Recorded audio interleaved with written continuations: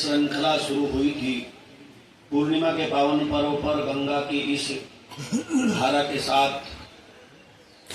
प्रकृति इस मनोहर सुरम्य वातावरण की गोद में उपस्थित होकर के देव यजनी के निकट बैठकर आपने एक लंबी यात्रा प्रारंभ की। जिस लोक की यात्रा नहीं अपितु लोक लोकांतरों की यात्रा आपकी चल रही है। और विशेषकर पूज्यपाद गुरुदेव के अनुसार जिसकी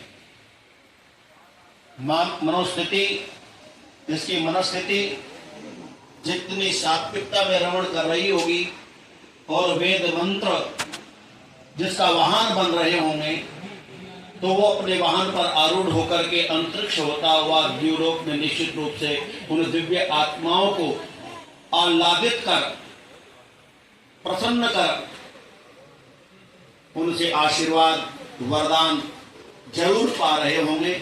बस ये हमारे ऊपर निर्भर करता है। मैं धन्यवाद देता हूँ ऋषि मुनियों को और धन्यवाद देता हूँ परम पिता परमात्मा को कि आपने हमको ये अवसर प्रदान किया और आपकी कृपा के द्वारा इन सभी कार्यों को जाने अनजाने में त्रुटि न करके संपन्न करने का प्रयत्न किया। ऐसी कृपा और दया हमेशा बनी रहे, निरंतर बनी रहे। इन्हीं शब्दों के साथ आज पूर्णिमा का पर्व भी है तो कुछ आहुतियां पूर्णिमा की आप लगाएंगे। पहले 4 आहुतियां आप या एक बालक का जन्मोत्सव है निकाल कर था बोलो बालक देवांश का जन्मोत्सव है। आचार्य सोदान जी मंत्रों से पाठ कराएंगे और आप आहुति प्रदान करेंगे। ओम विश्वानि देव सवितर्दुरितानि परासुव यद्वदं तन्नयासु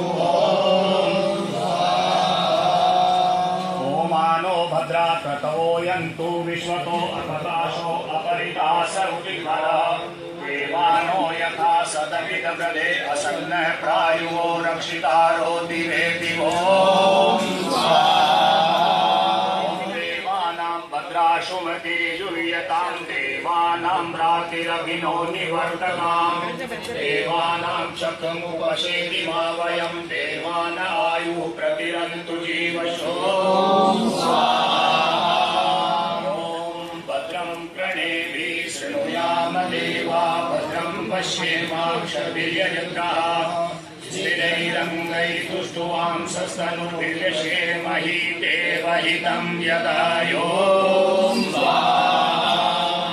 ॐ तच्चक्षुर्देवहितं पुरुस्ताचुक्रमुचरत् पश्येम शरदः शतं जीवेम शरदः शतं शृणुयाम शरदः शतं प्रब्रवाम शरदः शतमदीना श्याम शरदः शतं भूयश शरदः शतम्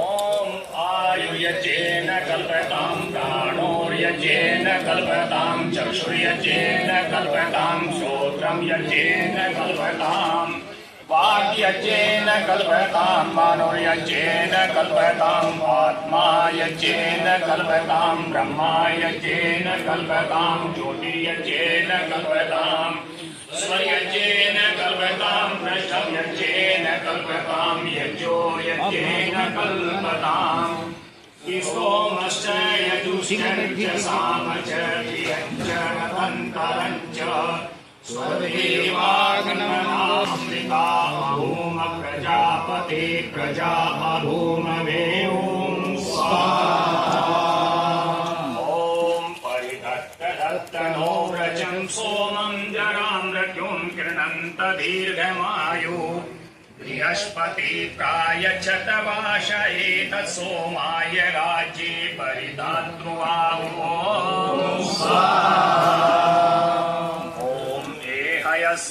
यस्मान्मातिष्ठाम भवतु ते तनो क्रमन्तु विश्वे देवा आयुष्टे शरदः शतो यशते वाश प्रथमं वास्तं त्वा विश्वेवन्तु देवाः तं त्वा भ्रात्रा सुप्रधा प्रधमानः मनुजायन्तां बहवः सुजातुमो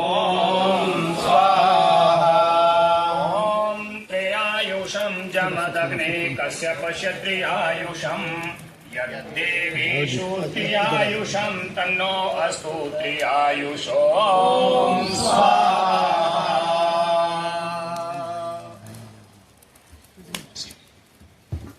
मेरे साथ मिलकर के आप सभी बोलेंगे, हाथ उठाकर के बालक की तरफ। हे देवांश, हे देवांश, त्वम त्वं आयुष्मान आयुष्मान वर्चस्वी वर्चस्वी तेजस्वी तेजस्वी श्रीमान श्रीमान परोपकारी परोपकारी भूया भूयाः। हे बालक तू आयु वाला विद्या वाला धर्म वाला धर्मात्मा और परोपकारी हो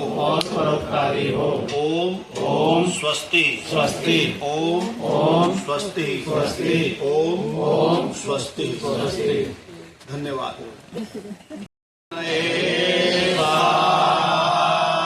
अग्नये नमः। ओम भुवनवायवे स्वाहा। इदं वायवे नमः। ओम स्वरादित्याय स्वाहा। इदमादित्याय नमः। ओम भूर्भुवः स्वर्गनिवायवादितेभ्यः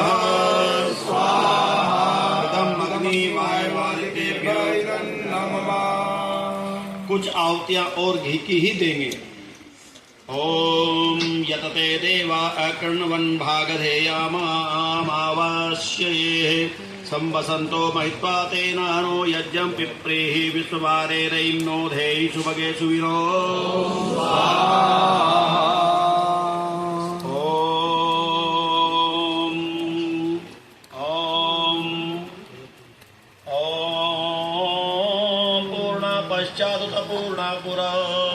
पूर्णादु पुरस्तादुनमध्यता पूर्णमासीदिगाय तस्यां देवै संवसन्तो मैत्वाना तस्य पृष्ठे समिषापदेवो। ॐ प्रसभं वाजिनं वयं पौर्णमासाय जामहे सानो तदा त्वक्षिरां रैमनुपदस्वरो।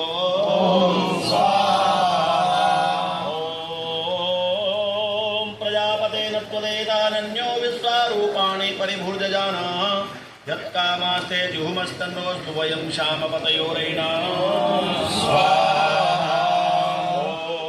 ॐ पूर्णमासी प्रथमा यज्ञियासि दन्नहं रात्रीणां मतिर्सरवरेषु ते त्वां यज्ञैर्यज्ञे अर्गन्नतय यमीदे नाके सुकृत प्रविष्टो।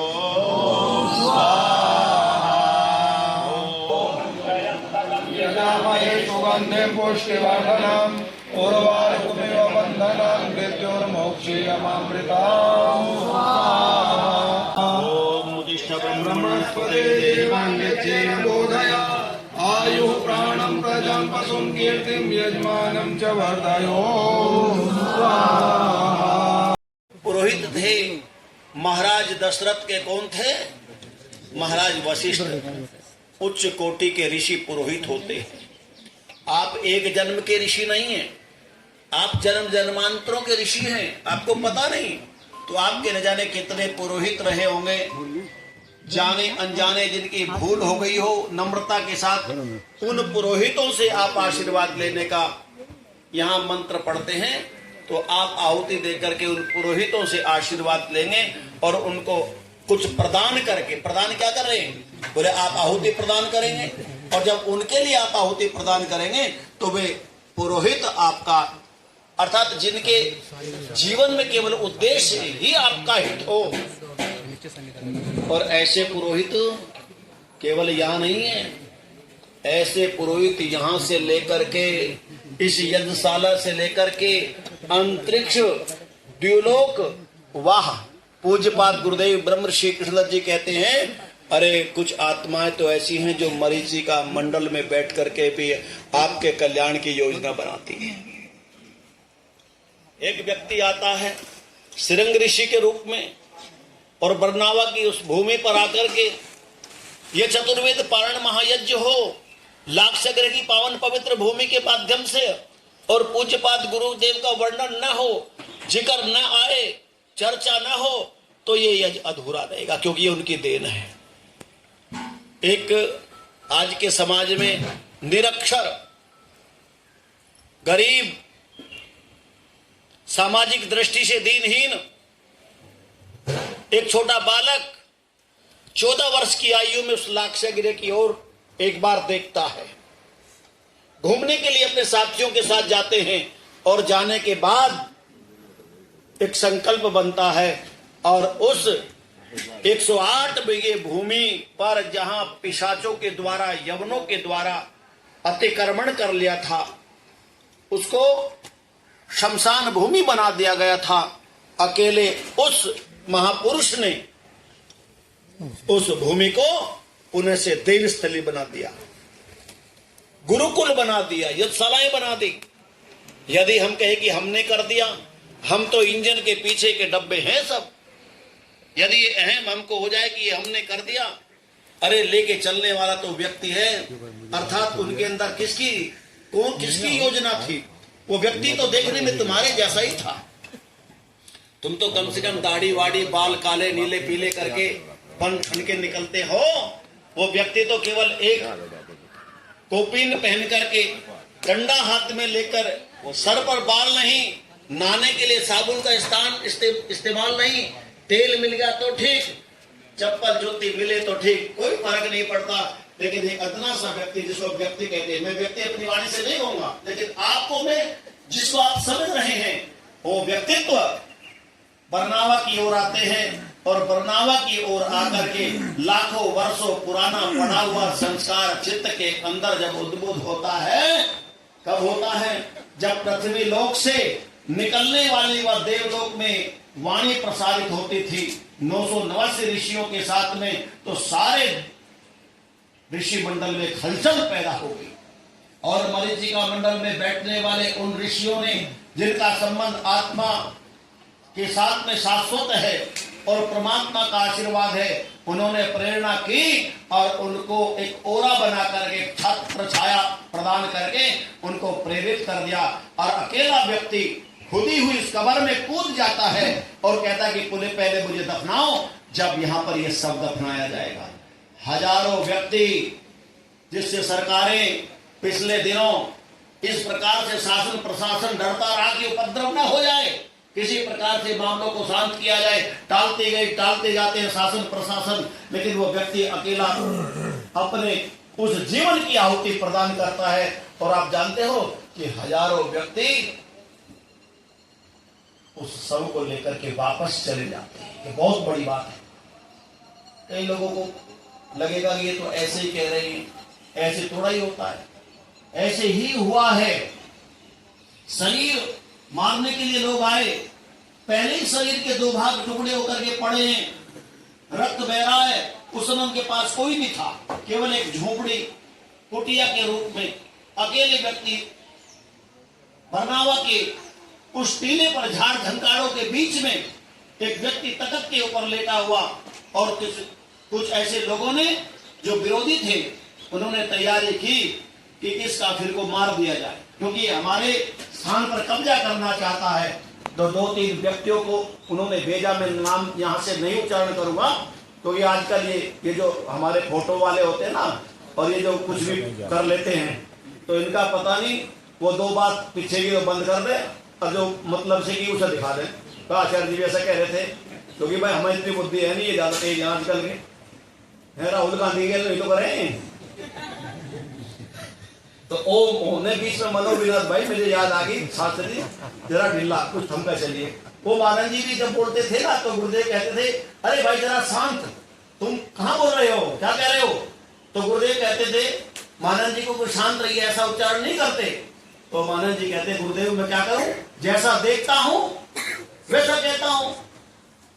तो गुरुदेव ने कहा कि जब इतनी चिंता है तो शरीर धारण करके आओ और समाज को ठीक करो। बोले आ तो जाऊं, लेकिन बिगाड़ इतना है कि मेरा सामर्थ्य नहीं। मेरा क्या यदि भगवान भी आ जाए उसको भी नहीं मानने का।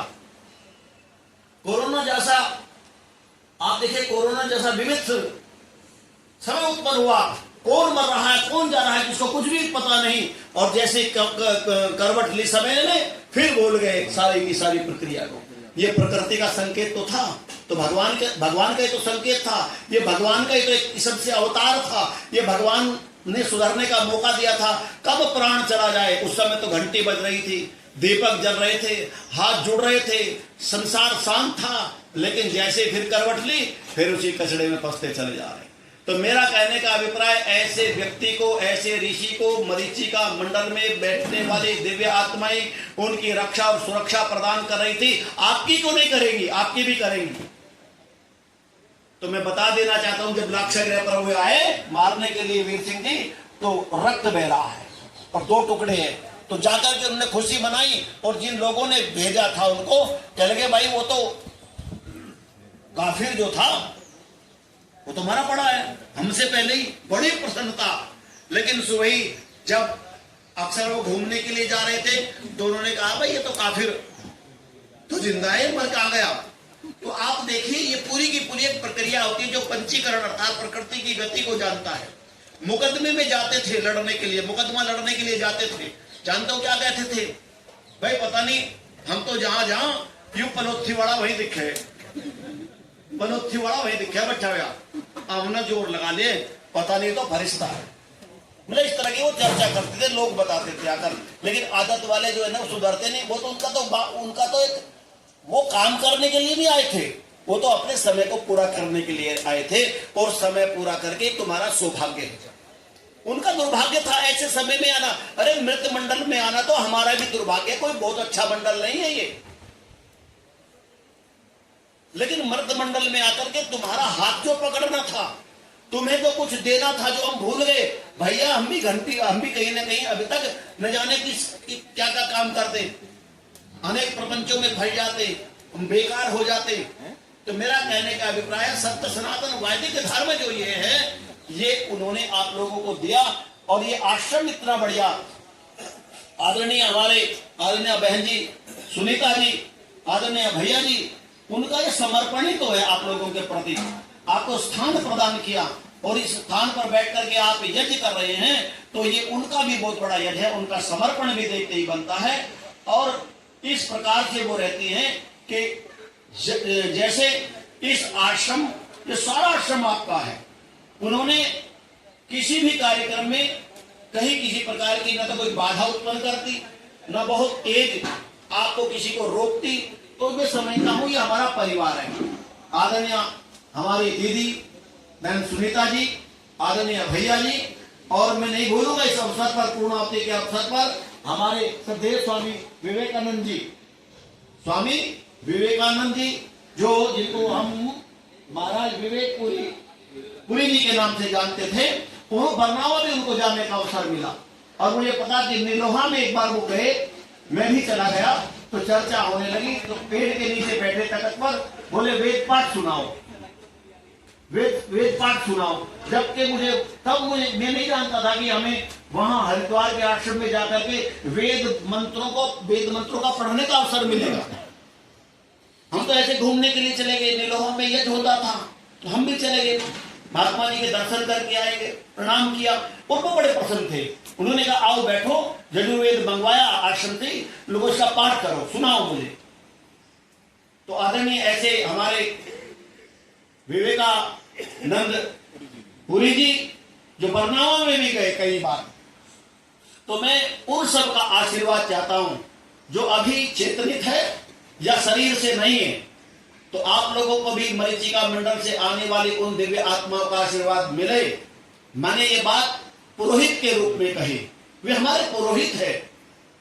सामने वाले को आप हितकारी न मानो, आपके पीछे बैठ करके भी आपके लिए बहुत बड़ी योजना बना रहे होते लोग, आपको पता भी नहीं चलता। तो ऐसा वातावरण तैयार करें तो हम आहुति के कर्म को प्रारंभ करते हैं। हो गया आपके सामने, ओम अग्नये स्वाहा, ओम अग्नि सोमाभ्याम स्वाहा।